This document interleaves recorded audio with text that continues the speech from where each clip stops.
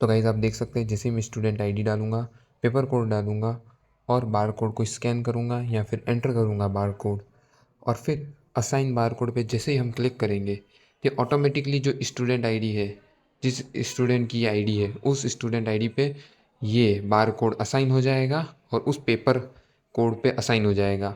तो इस तरीके से आप प्राइवेसी मेंटेन कर सकते हैं और टीचर को पता ही नहीं चलेगा, जो चेकर है उसको भी पता नहीं चलेगा कॉपी पे क्या नाम लिख रखा है और क्या है। तो इसको कैसे बनाना है वो देखते हैं आज की वीडियो के अंदर। तो चलिए शुरू करते हैं।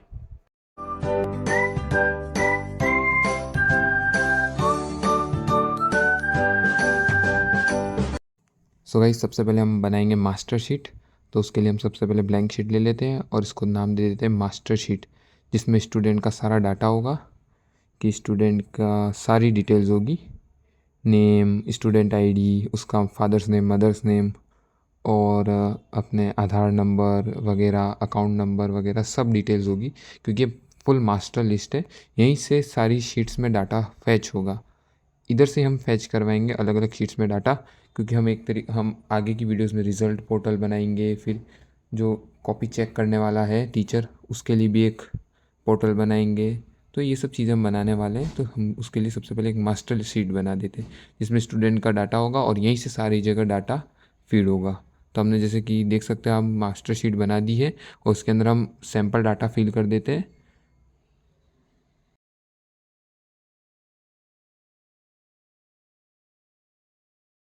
तो हमने अभी सैम्पल डाटा पूरा फिल कर दिया है।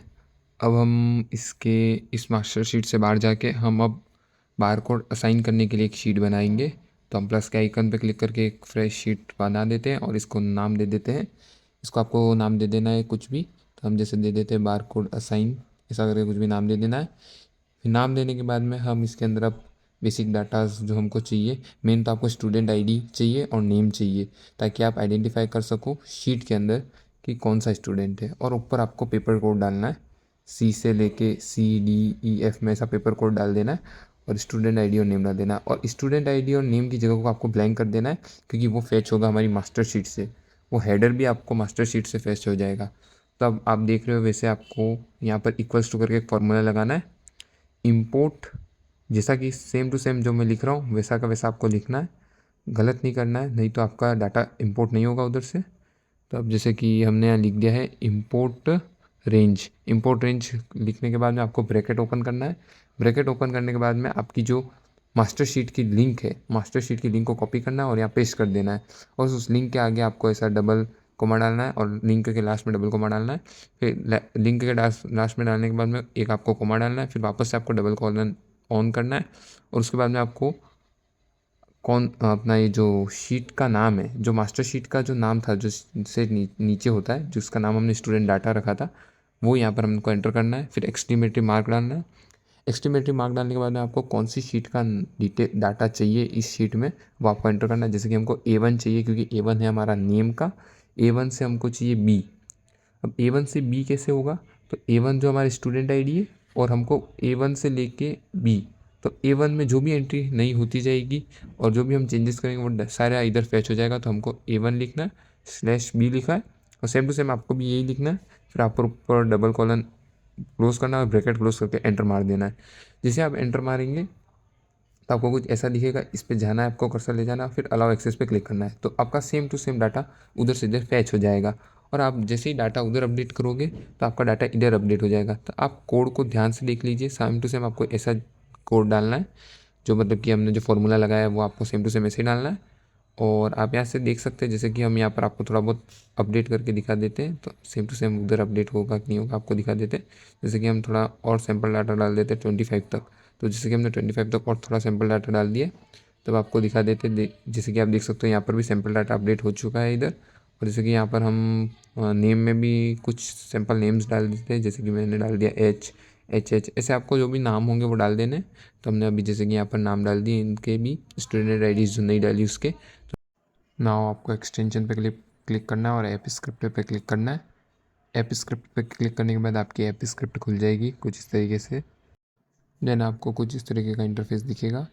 तो आपको मैं कोड प्रोवाइड करूँगा दो, एक code.js का कोड और एक index dot H T M L का कोड। तो कोड डॉट जी एस का कोड जो है वो आपको यहाँ पेस्ट करना है, और index dot H T M L का कोड आपको कहाँ पेस्ट करना है वो मैं बताता हूँ। तो जैसा कि आप देख सकते हो गाइस, हमने यहाँ पर कोड डाल दिया है। एक कोड डॉट जी एस का जावास्क्रिप्ट कोड डाल दिया है, और एक index dot H T M L का H T M L code डाल दिया है। एच टी एम एल का जो कोड है वो हमारा जो पोर्टल है वो कैसा दिखेगा वो बताए करेगा, और जो कोड डॉट जी एस का कोड है वो पीछे की फंक्शनिंग संभालेगा।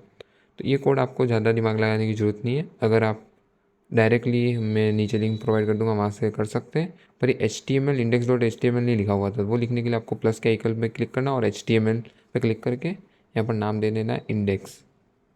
जैसा कि हम दे रहे हैं इंडेक्स करके, फिर इंडेक्स करके आपको एंटर मार देना है, तो एक फाइल और क्रिएट हो जाएगी। उसमें जो index dot H T M L का कोड है, पुराने कोड को हटा के और ये पूरा कोड पेस्ट कर देना है, तो आपका काम हो जाएगा।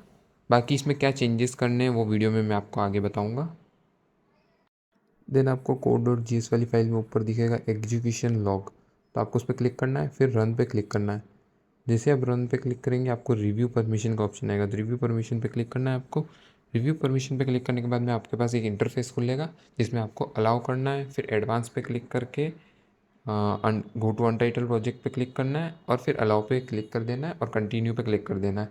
ये आपको स्क्रीन पे अभी शो नहीं हो रहा होगा, बट आप इसे कंटिन्यू कर दीजिएगा और ये आपका एक्सेस मिल जाएगा यहाँ पर। अब जैसा कि देख सकते हैं हमारा यहाँ पर हो चुका है। अब जैसा कि यहाँ पर देख सकते हैं आप, इसमें एक एरर शो कर रहा है कि मैंने क्या कर रखा है, इंडेक्स इधर तो आई बड़ा लिखा है और इसमें इंडेक्स का आई छोटा है। तो ये छोटी छोटी माइनर मिस्टेक भी आप करोगे तो आपका एरर शो कर देगा। तो जैसे अब मैंने आई बड़ा कर दिया, अब रन पे क्लिक करूँगा तो ये दोनों कंप्लीट करके आ जाएगा। तो अब हमारा एरर सॉल्व हो गया है। तो ये अब हमारा रेडी हो गया है। देन आपको ऊपर डिप्लॉय पे क्लिक करना है और न्यू डिप्लॉयमेंट पे क्लिक करना है। जैसे आप न्यू डिप्लॉयमेंट पे क्लिक करोगे आपको सेटिंग्स पे क्लिक करना है ऊपर, और वेब ऐप पे क्लिक करना है। वेब ऐप पे क्लिक करने के बाद यहाँ पर ओनली माई सेल्फ को एनीवन पे क्लिक करना है, फिर डिप्लॉय पे क्लिक कर देना है। जैसे आप डिप्लॉय पे क्लिक करोगे आपका ये लोडिंग होगी स्क्रीन। देन आपको लिंक मिल जाएगी, उस लिंक को आप सिंपली कॉपी करके न्यू टैब में पेस्ट कर दीजिए या फिर उस लिंक पे क्लिक कर दीजिए। देन आपको ये इंटरफेस शो हो जाएगा जिसमें हम बार कोड को असाइन करेंगे। आप इसका इंटरफेस जो है आप चेंज भी कर सकते हो। आपको HTML कोड को चेंज कर करके इसको अच्छे से और एडवांस बना सकते हो और गुड लुकिंग दिखा सकते हो इसको, बट हमने एक बेसिक बना रखा है। तो हम जैसे कि एक ट्राई करेंगे, हम यहाँ पर डालते हैं स्टूडेंट ID, हमने पेस्ट कर दिए।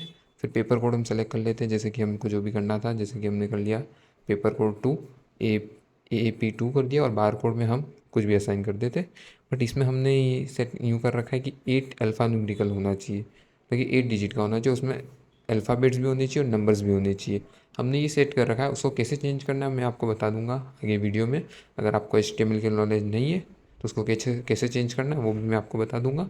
अभी पहले मैं आपको एक करके दिखा देता हूँ सैम्पल। जैसे कि हमने यहाँ पर डाल दिया है कुछ भी AA, और फिर हम ये अल्फ़ा न्यूमेरिकल 8 डिजिट का बना देते हैं। फिर हम असाइन बार कोड पर क्लिक करेंगे। अब आप देख सकते हो कि हमारा जो बार कोड है वो असाइन हो चुका है।